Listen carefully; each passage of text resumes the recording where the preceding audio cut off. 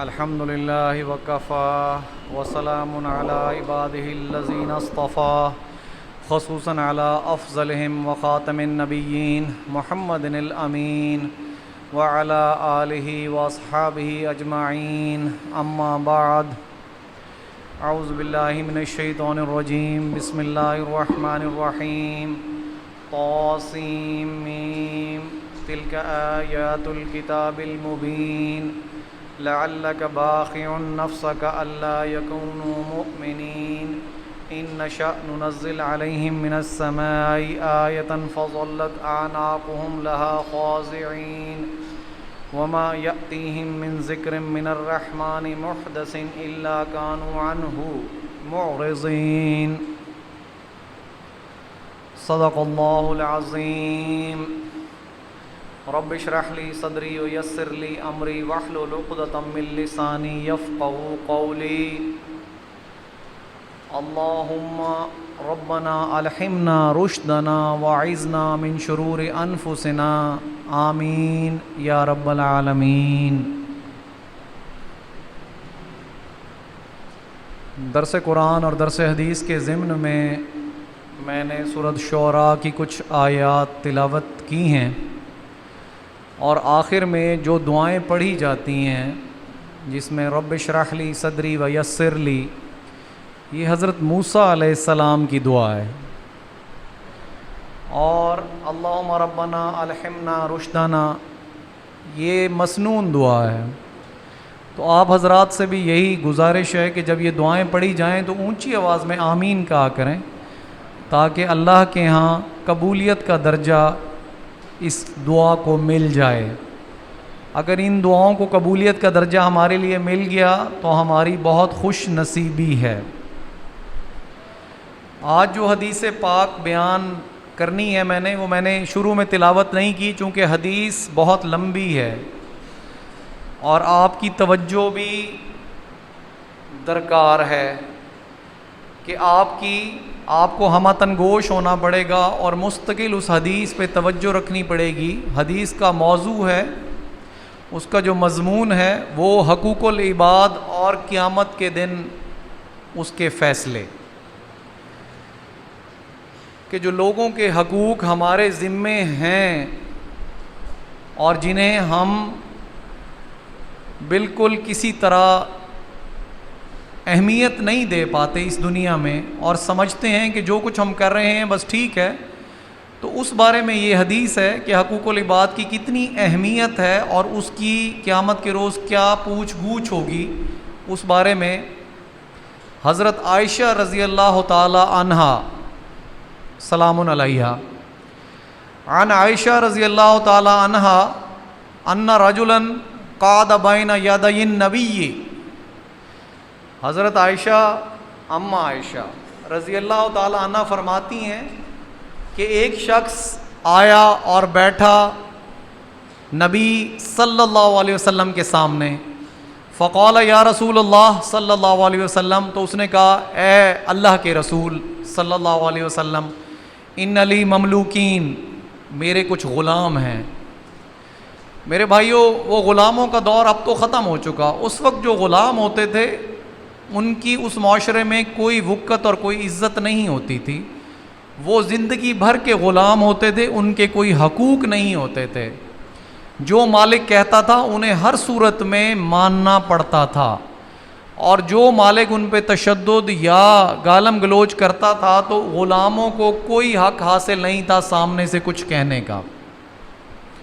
یہ اب ان غلاموں کے بارے بات ہو رہی ہے۔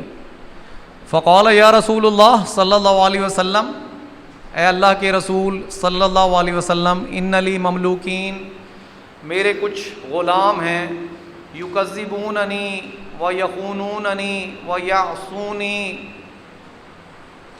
واشتمہم واضربہم فکیف انا منہم، تو وہ غلام میرے سے جھوٹ بولتے ہیں، میرے ساتھ خیانت کرتے ہیں اور میرے حکم کی نافرمانی کرتے ہیں، تو اس کے نتیجے میں انہیں گالم گلوچ کرتا ہوں، واشتمہم، وَأَضْرِبُهُمْ اور میں انہیں مار پیٹ بھی کرتا ہوں، تو میرا کیا بنے گا قیامت کے روز؟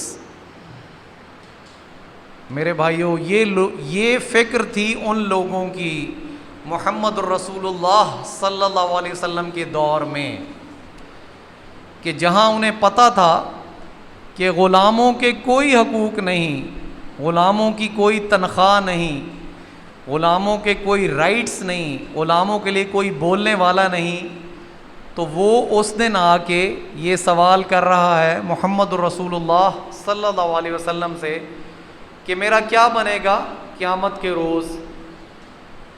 فقال، تو حضور صلی اللہ علیہ وسلم نے فرمایا یحسب ما خانوک، یحسب ما خانوک وعصوک وکذبوک وعقابک ایاہم، فَإِنْ كَانَ عِقَابُكَ إِيَّاهُمْ بِقَدْرِ ذُنُوبِهِمْ كَانَ كَفَافًا لَا لَكَ وَلَا عَلَيْكَ، کہ اس دن تولا جائے گا، یحسب، اس دن تولا جائے گا۔ میرے بھائیوں غور کرنا، اس دن تولا جائے گا ان کے گناہوں کو جو انہوں نے خیانتیں کی، جو انہوں نے جھوٹ بولا اور جو انہوں نے تیری نافرمانی کی، انہیں ایک پلڑے میں رکھا جائے گا، اور دوسرے پلڑے میں جو سزا تو نے انہیں دی اسے رکھا جائے گا۔ اگر تو یہ دونوں برابر ہو گئے، کانا کفافا، تو پس معاملہ برابر ہو گیا، نہ تیرے لیے کچھ اور نہ ان کے لیے کچھ۔ وَإِنْ كَانَ عِقَابُكَ إِيَّاهُمْ دُونَ ذُنُوبِهِمْ كَانَ فَضْلًا لَكَ،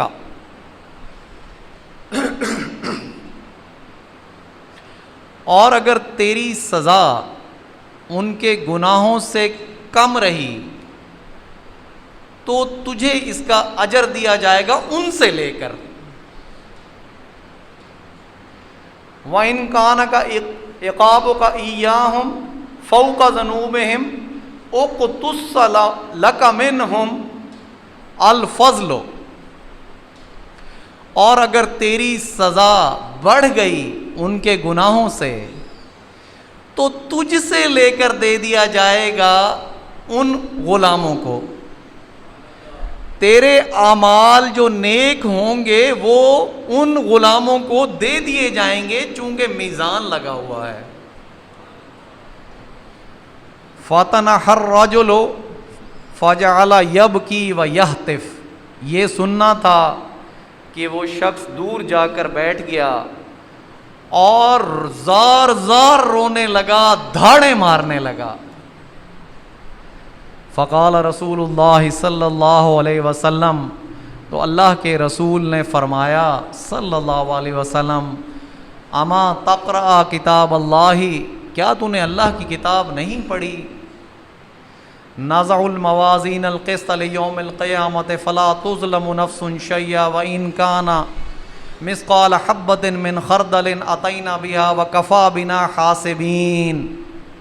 یہ آیت محمد الرسول اللہ نے تلاوت فرمائی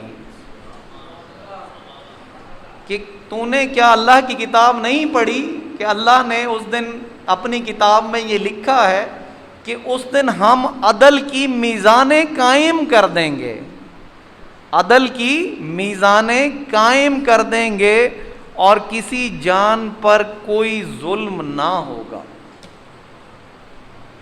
اور اگر ہوگا کوئی عمل رائی کے دانے کے برابر بھی تو ہم اسے سامنے لے کر آئیں گے، اور اللہ اپنے بارے فرما رہے ہیں کہ ہم کافی ہیں حساب لینے کے لیے۔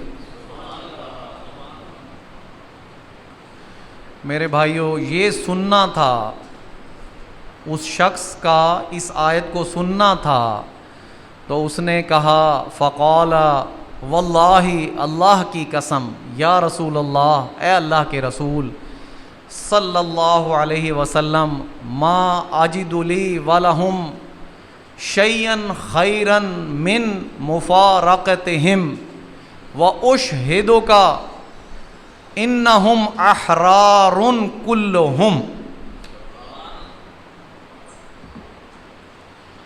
اللہ کی قسم اے اللہ کے رسول، میں نہیں پاتا اس سے بہتر چیز کہ اب ان کے اور میرے درمیان جدائی ہو جائے، اور آپ اس بات کے گواہ رہیے گا کہ میں نے آج سے اپنے تمام غلاموں کو آزاد کر دیا۔ میرے بھائیوں، یہ تھا ان لوگوں کا تقوی، وہ غلام جنہیں کوئی تنخواہ نہیں دینی پڑتی تھی، جن کے کوئی حقوق نہیں تھے اس معاشرے میں، لیکن جب حقوق العباد کا حساب کتاب قیامت کے روز کیا جائے گا تو پھر آپ کو اب سمجھ آ جانا چاہیے کہ جب جن لوگوں کے اس معاشرے میں کوئی حقوق نہیں تھے تو قیامت کے روز اللہ ان کے ساتھ بھی پورا انصاف کرے گا۔ اور آج آپ لوگ، مجھ سمیت، ہم اس بات کا جائزہ لیں کہ ہم لوگوں کے حقوق ادا کرنے میں کتنی ڈنڈی مارتے ہیں، کسی کی عیب جوئی کرتے ہیں، کسی پر تہمت بہتان لگاتے ہیں، کسی کا حق کھا لیتے ہیں، کسی کو حق دینے سے گریز کرتے ہیں، والدین جائیداد میں جو اللہ نے اپنے حدود مقرر کی ہیں اپنی بیٹیوں کو محروم کر جاتے ہیں، کچھ لوگ اپنے بیٹوں کے نام جائیداد چڑھا کر چلے جاتے ہیں، ہم لوگوں کی زمینوں پر قبضہ کر لیتے ہیں اور اس میں خوشی محسوس کرتے ہیں، لوگوں کے حق کھا کر خوشی محسوس کرتے ہیں، تو سوچو اس دن کیا بنے گا۔ اس حدیث کی روح سے اس دن جب اتنا سخت میزان لگے گا تو کیا بنے گا، ان والدین کا کیا ہوگا کہ جو اللہ کی حدود کو پامال کرتے ہوئے اپنی تمام جائیداد اپنے بیٹوں کے نام لگا جاتے ہیں، وراثت کے قوانین کو بھول جاتے ہیں، بیٹیوں کو اپنے جسم کا حصہ نہیں سمجھتے، تو سوچو ان کے ساتھ کیا ہونے والا ہے۔ اور ہم لوگ، خصوصی ذمہ دار لوگ جن کے بننے سے بننے مل رہے ہوتے ہیں، ہم کسی دوسرے کی جگہ 2 فٹ 4 فٹ اپنا بننا بڑھا کر فخر محسوس کر رہے ہوتے ہیں کہ ہم نے 4 فٹ جگہ بڑھا لی۔ میرے بھائیوں، یہ سوچ لینا یہ 4 فٹ جگہ جہنم میں خرید لی، یہ 4 فٹ جگہ تم نے اپنی بڑھا نہیں لی، تم نے جہنم میں یہ 4 فٹ جگہ خرید لی اپنی۔ اس آگ سے ڈرنا التی تطلع علی الافئدہ، جو دلوں کو پھاڑ دے گی۔ تو گزارش یہی ہے، ہر جمعے حدیث پاک سنانے کا مقصد بھی یہی ہوتا ہے کہ ہم اپنے اعمال درست کر لیں، لوگوں کے حقوق کا خیال کریں، حقوق العباد کی کوئی معافی نہیں۔ آج جا کے ہم سب لوگ اس بات کا غور کریں کہ کس کا لین دین ہمارے ذمے تو نہیں۔ اگر کسی کا لین دین ہمارے ذمے ہے تو اسے فوراً ادا کر دیں، اگر کسی کی عیب جوئی کی، کسی پر بہتان لگایا تو اس سے جا کے معافی مانگ لیں، اگر کوئی رشتہ داروں میں قطع تعلقی کی ہوئی ہے تو اس سے جا کے صلح جوئی کر لیں، تاکہ قیامت کے روز اس میزان جب لگے گا تو اس میں ہماری پکڑ نہ ہو اور اللہ کے سامنے شرمندگی سے بچ جائیں۔ حضور محمد مصطفیٰ احمد مجتبیٰ نے ایک دفعہ فرمایا صحابہ کرام سے کہ سب سے مفلس شخص کون ہوگا، سب سے مفلس شخص کون ہوگا؟ صحابہ نے فرمایا کہ ہمارے نزدیک تو مفلس وہ ہے جس کے پاس دینار اور درہم نہ ہو۔ آپ نے کہا نہیں، میری امت کا سب سے مفلس شخص وہ ہوگا جو نیکیوں کے انبار لائے گا قیامت کے روز، نیکیوں کے انبار لائے گا قیامت کے روز، اور فخر سے گردن تنی ہوگی کہ آج نیکیوں کے انبار لایا ہوں، صدقات ہوں گے، خیرات ہوگی، نمازیں، روزے، زکوٰۃ، غرض ہر نیکی انبار کی صورت میں موجود ہوگی۔ پھر اللہ تعالیٰ کہیں گے کہ میزان قائم کرو۔ اس شخص کا حساب قائم کرو. آج اس شخص کے ذمے جو جو باتیں ہیں، جو جو لوگوں کے حقوق رہ گئے ہیں، ان کو بلا لو. پس جسے گالی دی ہوگی، جسے مارا ہوگا، جس کا حق کھایا ہوگا، جسے ناحق قتل کیا ہوگا، تو اللہ تعالیٰ فرمائیں گے کہ اس کے اجر و ثواب ان لوگوں کو دیتے جاؤ، دیتے جاؤ، دیتے جاؤ. ایک وقت وہ آئے گا جب وہ انبار نیکیوں کے ختم ہو جائیں گے، اور ابھی لوگ موجود ہوں گے حقدار، جن کے حق کھائے تھے دنیا میں، وہ موجود کھڑے ہوں گے حقدار. تو اللہ فرمائے گا ان حقداروں کے گناہ اٹھا کر اس کے سر پر لاد دو، اور ان گناہوں سمیت اسے جہنم میں جھونک دیا جائے گا. یہ ہے حضور کی امت کا سب سے مفلس شخص. میرے بھائیوں، یہ حدیث کسی کافر کے بارے نہیں، کسی یہودی عیسائی کے بارے نہیں، بلکہ مومن صالح کے بارے میں ہے کہ جو انبار نیکیوں کے لائے گا لیکن مفلس ترین ہوگا. تو ان حقوق العباد کو کم ویلیو نہ دو، انہیں بہت سنجیدہ لو. ایک ایک چیز، ایک ایک ذرہ، من حبت من خردل، رائی کے دانے کے برابر جب اللہ فرما رہے ہیں کہ میں لے آؤں گا، تو تم بھی زندگی میں رائی کے دانے کا بھی خیال رکھو کہ ایک رائی کے دانے کے برابر بھی کسی کا حق ہمارے کھاتے میں نہ آ جائے، نہیں تو اللہ اس دن وہ بھی لے کے آئے گا. بس اس حدیث کا سنانے کا مقصد آپ کو یہی تھا کہ ہم لوگ سارے اپنا جائزہ خود لیں، کیونکہ کوئی دوسرا شخص جائزہ نہیں لے سکتا. یہ جائزہ ہم نے خود لینا ہے اپنا، کہ کیا کیا زیادتی ہم سے سرزد ہو رہی ہے. کیا ہمسایوں کے سے تو ہم سے زیادتی نہیں ہو پا رہی، کیونکہ حضور محمد مصطفیٰ نے 3 بار قسم کھائی کہ برباد ہو گیا، برباد ہو گیا، برباد ہو گیا. قیل یا رسول اللہ، صحابہ نے پوچھا کہ اے اللہ کے رسول کون برباد ہو گیا؟ کہا جس سے اس کا ہمسایہ تنگ ہے وہ برباد ہو گیا. میرے بھائیوں، تمام باتیں حدیث اور قرآن کی روشنی میں بیان کی جاتی ہیں. مقصد یہی ہے کہ یہ باتیں ہمارے دل میں اتر جائیں اور ہم ان پر عمل کرنے والے بن جائیں. بات ہے عمل کی، بات زبان سے کہے کی نہیں. اس دن اعمال تولے جائیں گے، اس دن وحصل ما فی صدور، اس دن سینوں کے جو اندر ہے وہ نکال کر باہر کر دیا جائے گا.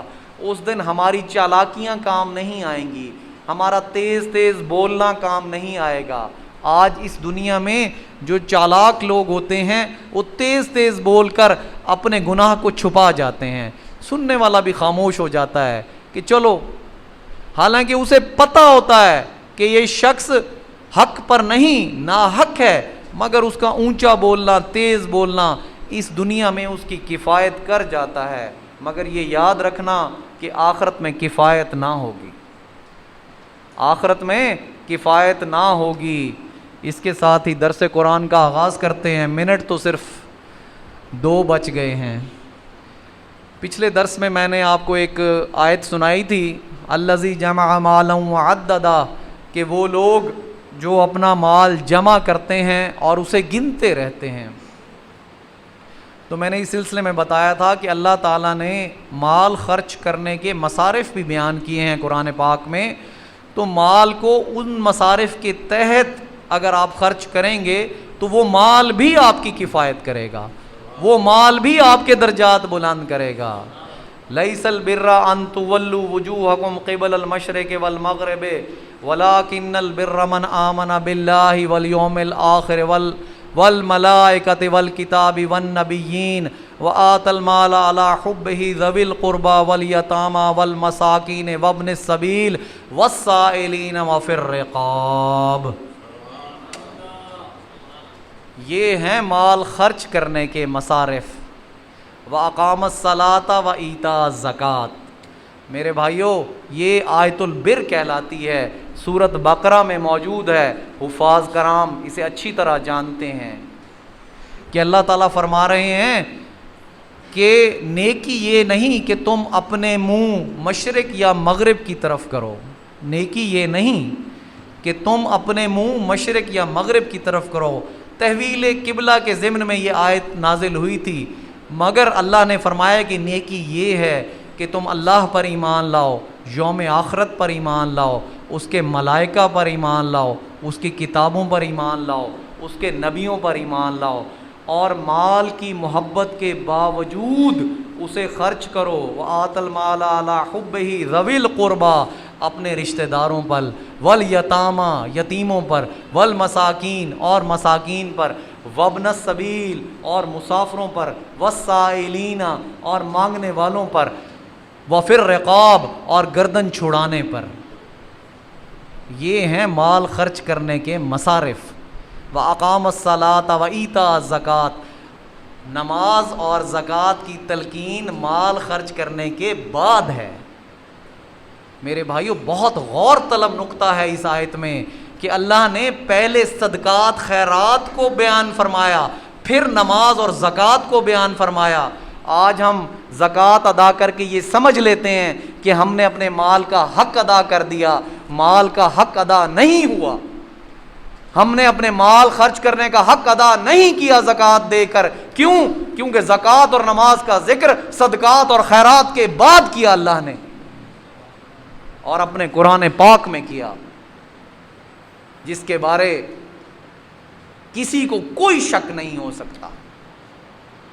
اسی پر آج کا درس ہم ختم کرتے ہیں انشاءاللہ۔ اگلے جمعے آپ کو میں نے وہ بیان کرنا ہے کہ جو تم فاسق ہو جاؤ گے، تم فاجر ہو جاؤ گے۔ یہ سورۃ توبہ کی آیت ہے، آج بھی میں پڑھ کر آیا تھا، بیان کرنی تھی آپ کے سامنے مگر وقت نہیں۔ انشاءاللہ اگلے جمعے سے بیان کریں گے اور سورۃ شعراء کا بھی باقاعدہ آغاز کریں گے۔ وآخر دعوانا ان الحمد للہ رب العالمین۔